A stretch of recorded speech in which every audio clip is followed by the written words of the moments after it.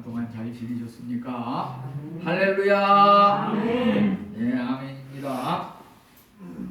우리 오늘 나눌 말씀은 즐거운 헌신과 응답, 이런 제목으로 은혜를 나누려고 합니다. 요즘 이렇게 TV에서 사람마다 다르겠지만은 인기 있는 프로그램이라 그러면은 아마 누가 뭐래도라는 제목의 그 연속극, 저는 그것을 간혹 이렇게 보고 있는데요. 거기에 보면은 그 여러 명이 주인공이지만은 특별히 그 주인공이 보라라고 하는 아가씨가 나온 것을 보게 됩니다.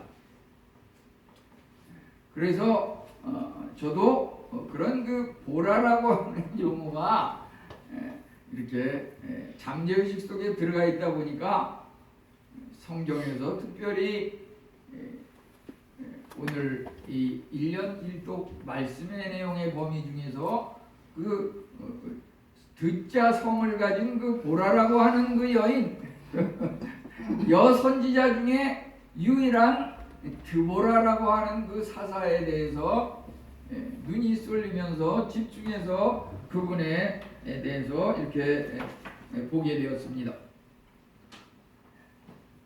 제 장롱에 여러 가지 그 색깔의 넥타이가 있는데 오늘 말씀과 연관시켜서 저는 그래서 그 보라색 넥타이를 입고 나왔습니다.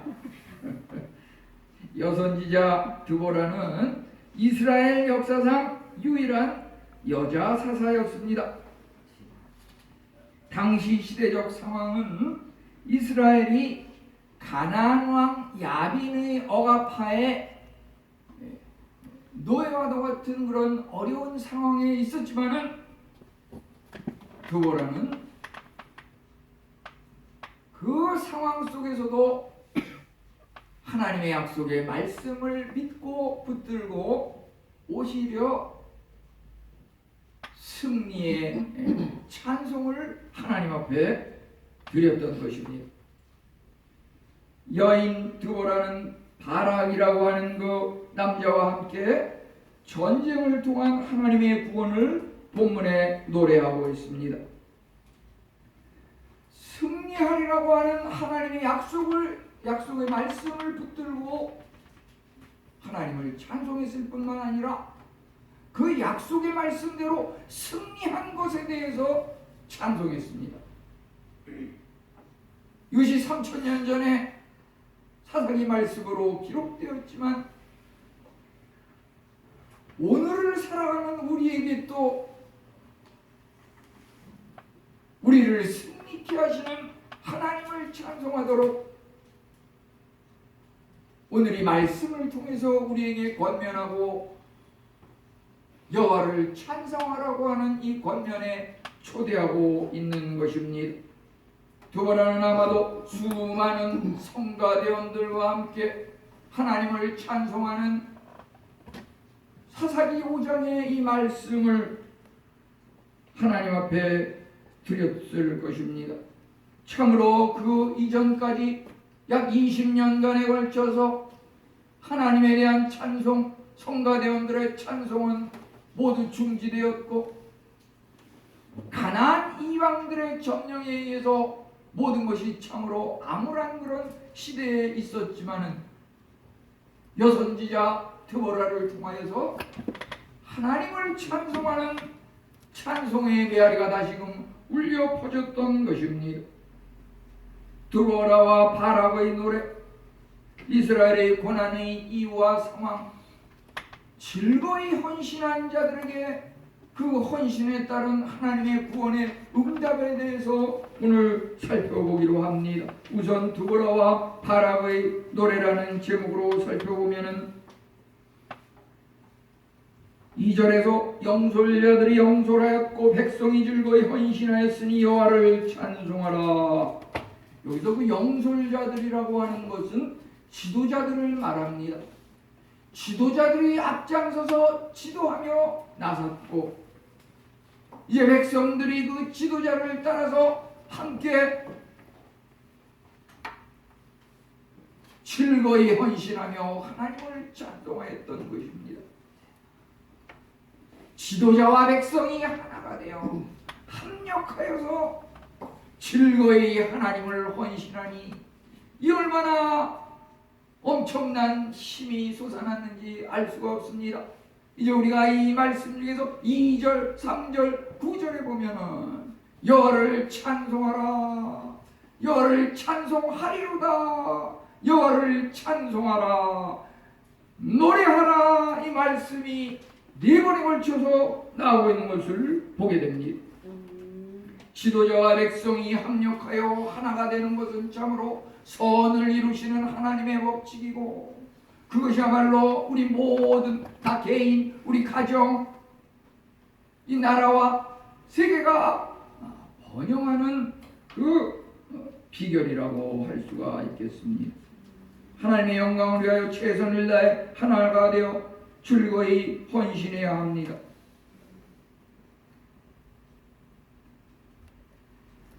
지금의 현 세대 상황은 코로나 전염병이 유행하여서 모든 것이 침체되고 참으로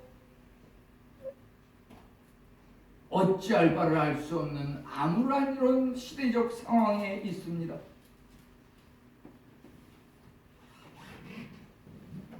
그렇지만 우리는 우리 예수 그리스도가 우리 곁에 계시다고 하는 것, 그러기에 우리 이 순간 오늘이라고 하는 이 시간은 우리 각자 나에게 최고의 순간이라고 하는 것입니다.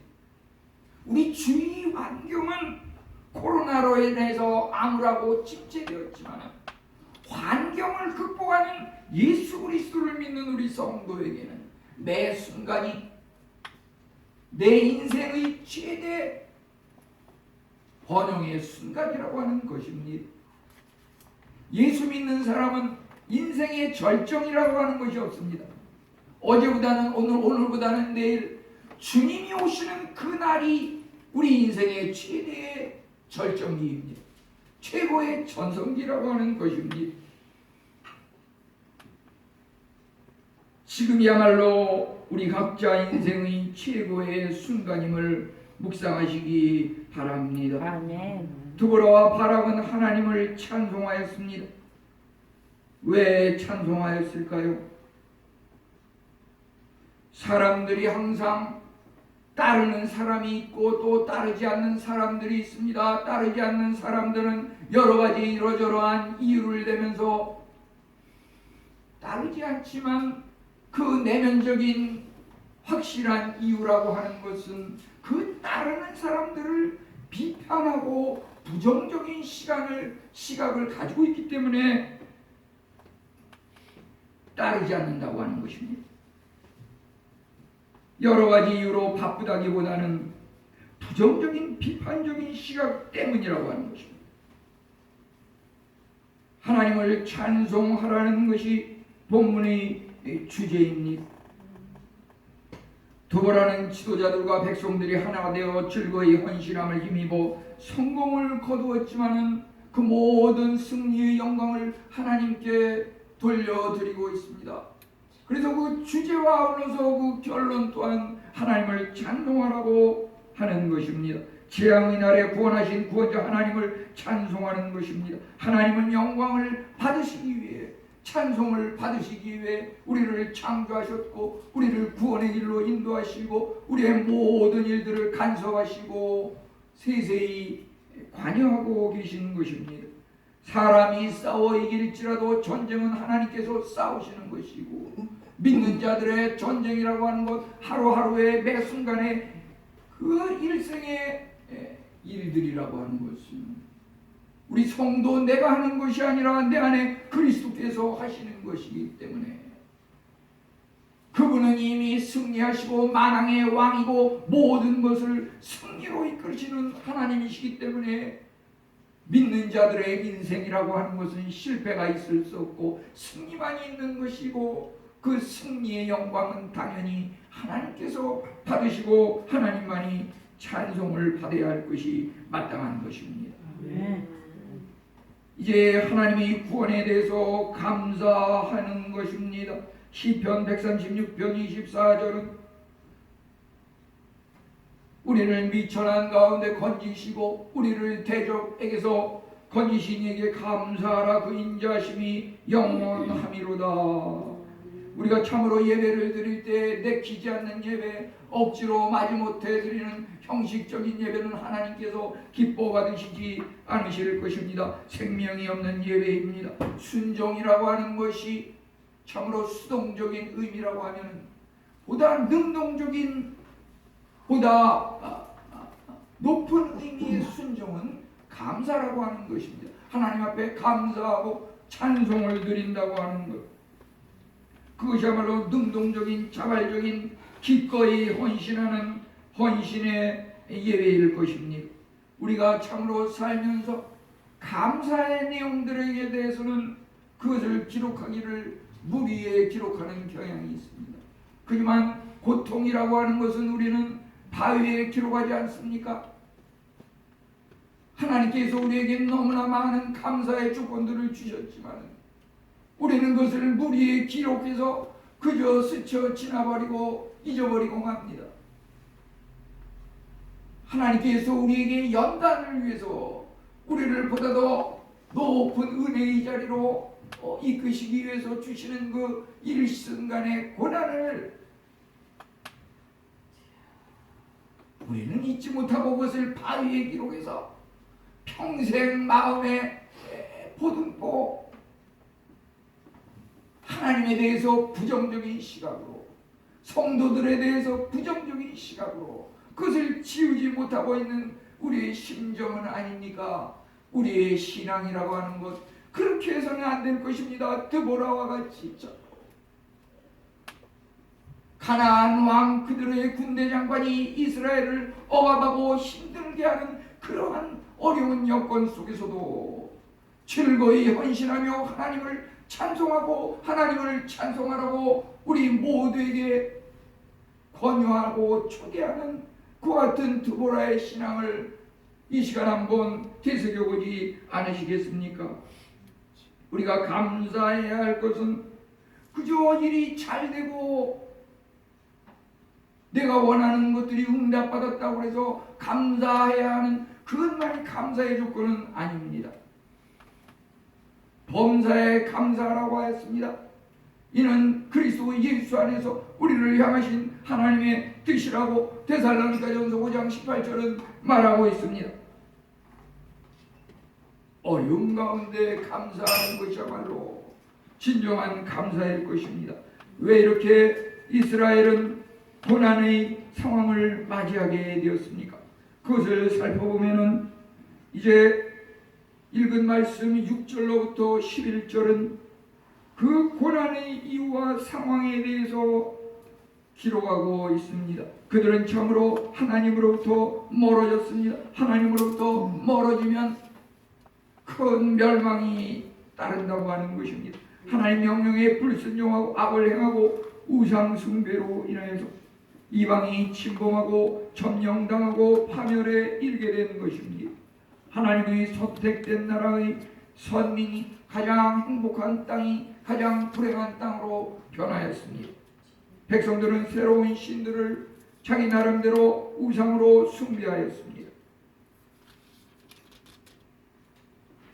하나님께서 우리를 창조하실 때에는 참으로 하나님을 숭배하고 기뻐해드리도록 우리를 창조하셨건만 그 이스라엘 백성을 택하고 그들을 출애굽시키고 광야의 어려움을 거쳐서 이제 가나안 땅에 이르게 한 것은 영광을 받으시기 위함이었건만 그들은 끊임없이 하나님을 대적하고 하나님으로부터 멀어졌습니다. 우리는 어떻게 하면 하나님께 가까이 갈 수 있는지 그것이 우리 대화의 초점이 되어야 할 것입니다. 오늘날은 참으로 거리두기 때문에 대화에 그 기회가 쉽지 않습니다.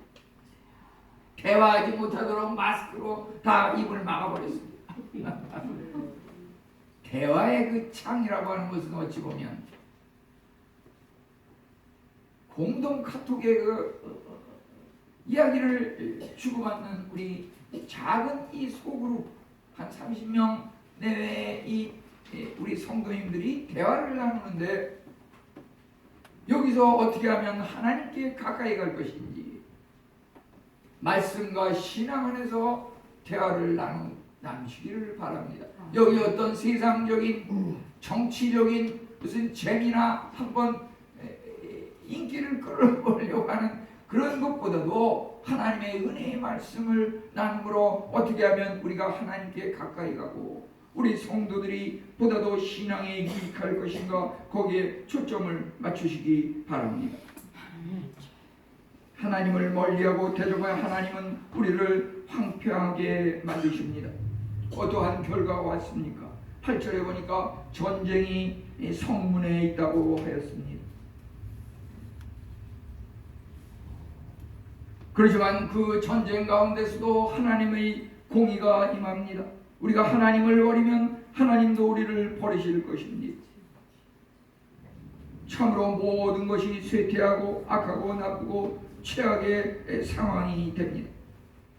여기 6절에서 11절에 나오는 상황이라고 하는 것은 요즘 코로나로 인하여서 거리두기를 하는, 방역 대책을 하는 이러한 환경과 너무나도 흡사한, 아니 그보다 더 심한 그러한 재난이 이스라엘 전역에 퍼진 것을 보게 됩니다.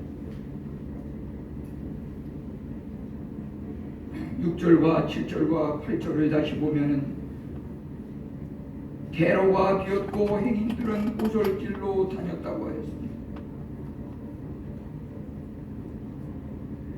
상인은 더 이상 도시에서 도시로 상품과 물건을 전달할 수 없었고 생활의 산업들이 중단되었습니다. 일자리가 사라지고 다른 나라와의 교류도 모두 끊겼습니다. 여행도 불안전하여 먼 곳은 갈 수가 없습니다. 땅의 경작도 들판의 농사도 열매와 소득이 불가능했습니다. 7절에 마을 사람들이 그쳤다고 하였습니다. 거민들은 땅을 사용하지 못하고 모든 장사는 문을 닫고 정지되었습니다. 마을 내에 갇혀서 지내거나 심지어 동굴이나 바위 틈에 숨어서 생명의 안전을 꾀하였습니다. 평화로운 가정은 황폐화되었고 기근이 생겨났습니다. 8절에서 전쟁이 성문에 이르렀습니다. 전쟁이 성문에 이르렀다고 하는 것은 무엇입니까? 바로 전쟁이 코앞에 닥쳤다고 하는 것입니다.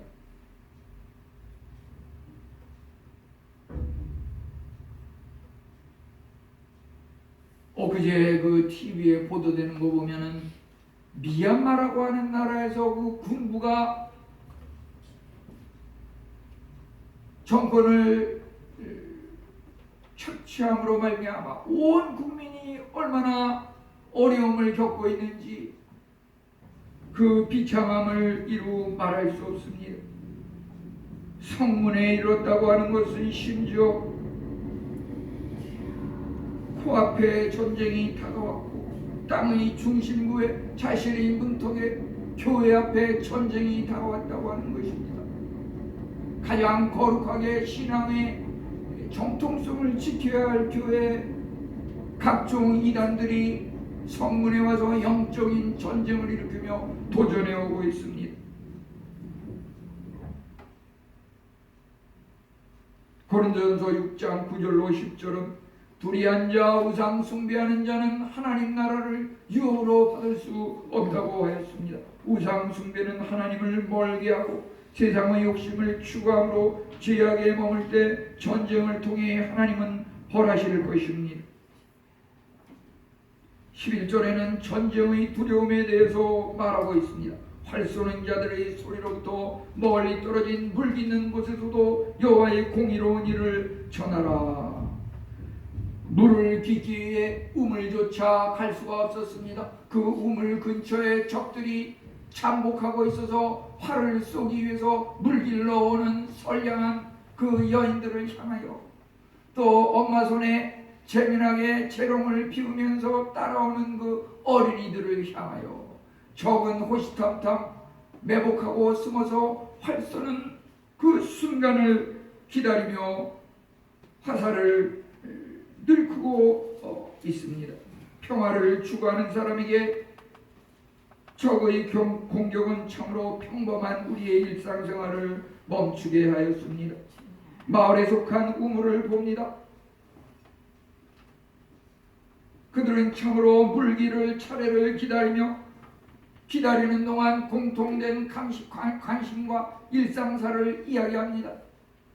어린이들의 재롱도 엄마와 함께 손을 잡고 그 모든 것들이 일순간에 갑자기 상황이 돌변한다고 하는 것입니다. 적이 참으로 침투하여 갑자기 일상생활의 형태가 바뀝니다. 잔인한 가난한 사람들의 손에 화살을 들고 있습니다. 활 쏘는 자들의 소리가 들립니다. 참으로 우리가 밝고 아름다운 것, 가장 귀한 것이라고 여겼던 그것들이 정복자들의 손에 착취당하고 있는 것입니다. 저는 그 선교지에서 현지인 목회자들이 하나님의 복음을 어떻게 해서든지 한 명이라고도 전하려고 하는 그 노력의 와중에 그 현지인들은 집마다 우물이 있는데 그 우물에다가 이 악어와 비슷한 그 나라의 그 이구아나라고 하는 것이 있습니다. 그 이구아나를 갖다가 그 현지인 목회자 그 가정의 우물에다가 그것을 집어넣어가지고 그 목사님 가정의 식구들이 도저히 그 물을 먹을 수 없게 만드는 그것을 봤습니다. 여기에 나오는 그 우물가에 활 쏘는 자들의 그 활이 늘 함께 한다고 하는 것, 그것에 대해서 우리는 한번 생각해 봐야 할 것입니다. 이러한 힘든 상황이지만은 우리의 즐거운 헌신에 대한 하나님의 응답이 늘 기다리고 있습니다. 2절과 9절은 지도자들, 방백들, 백성들의 즐거운 헌신이 적을 물리치는 과정을 가져왔고, 이제 하나님을 찬송하라는 생생한 음성으로 3000년이 지난 오늘 투보라는 우리를 하나님을 찬송하는 그 찬송의 대열에 초청하고 있습니다. 이스라엘은 참으로 절망적인 상황에서 가나안 왕 야빈과 군대장관 시스라를 멸망시키고 전쟁의 승리를 가져왔습니다. 오직 주님께서 함께 하셨기 때문입니다. 5절에 나오는 산들이 진동하니, 참으로 산이라고 하는 것, 산속은 안전하기에 병자호란 때 그 임금님도 이 남한산성에 피신했던 것은 그 산속에 뭔가가 안전이 있기 때문에 흔들리지 않은 그 산, 그렇지만 여기서 산들이 진동하였다고 했습니다. 참으로 인간의 힘으로, 이스라엘의 그 미약한 힘으로 물리칠 수 없었던 산, 가나안 왕 야빈과 군대장관 시스라의 그 철병으로 무장된 그 군사들, 그들을 도저히 상대할 수 없었던 그 이스라엘 백성으로서는 모든 것을 포기할 수밖에 없었지만 24절로부터 27절 우리가 읽은 말씀에 어떠한 내용이 나오고 있습니까? 겐사람 헤벨의 아내 야엘은 손으로 장막 말뚝을 박으며 오른손에 방망이를 잡고서 가나안 왕 야빈의 군대장관 시스라의 머리를 찍었는데 그 장막 말뚝이 관자놀이를 꿰뚫었다고 했습니다. 그것도 여성이 군대 장관의 머리에 장막 말뚝을 박았다고 하는 것은 요즘으로 말하자면 이 쇠못이라고 볼 수가 있어요. 쇠못. 관자놀이를 꿰뚫고 관통하였습니다. 관자놀이라고 하는 것은 여기 이것이 그 태양열이라 그러는데 여기 급소인데 여기를 갖다가 꿰뚫고 관통했다고 하는 그 급소를 갖다가 꿰뚫으니까 그 군대 장관이 자빠지고 쓰러지고 고꾸라져서 죽어버리고 말았습니다. 그 시대에 가장 유명한 군대 장관 시스라가 연약한 여인의 손에 의해 죽어버리고 말았습니다.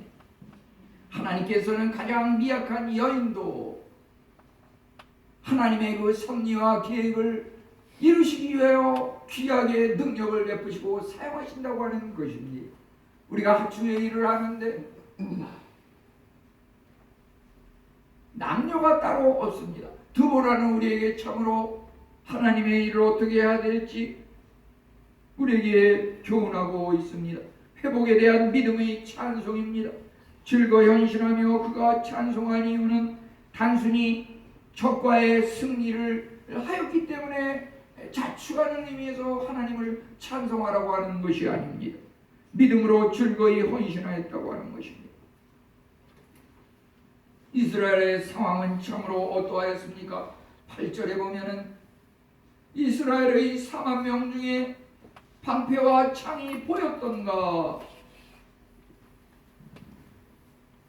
이스라엘은 참으로 방패와 창이 보이지 않을 정도로 아무 무기도 없었던 그런 나약한 민족이었습니다. 그렇지만 하나님의 약속, 승리의 약속을 믿고 나아가 승리하였던 것입니다. 믿음이라고 하는 것은 무엇입니까? 히브리 11장 1절에 믿음은 바라는 것들의 실상이요 보이지 않는 것들의 증거니라. 우리가 연초에 기도 제목을 정하였습니다. 믿음은 무엇입니까? 믿음의 기도는 무엇입니까? 기도가 이미 응답된 줄로 믿고 하나님 앞에 감사와 찬송을 드리는 것이 기도라고 하는 것, 믿음의 기도라고 하는 것입니다. 아멘. 우리가 이번 일만 잘 되면 하나님 앞에 나의 모든 것을 드리고 헌신하리라. 이와 같은 방법도 있지만 이 어렵고 힘든 코로나19의 상황 속에서 이것이 이미 해결되고 다 지나갔다고 믿고 하나님 앞에 감사 찬송을 드리는 즐거이 헌신하는 그와 같은 믿음의 성도에게 하나님께서 승리를 주신다고 하는 것입니다. 네. 참으로 그 드보라 찬송의 믿음대로 하나님께서 평화를 회복하시니 상인들은 텅 빈 대로를 가득히 메우고 마을은 썰렁하였지만은 이제 바쁜 산업 속에 평범한 일상을 회복하게 되었습니다. 하나님의 찬송,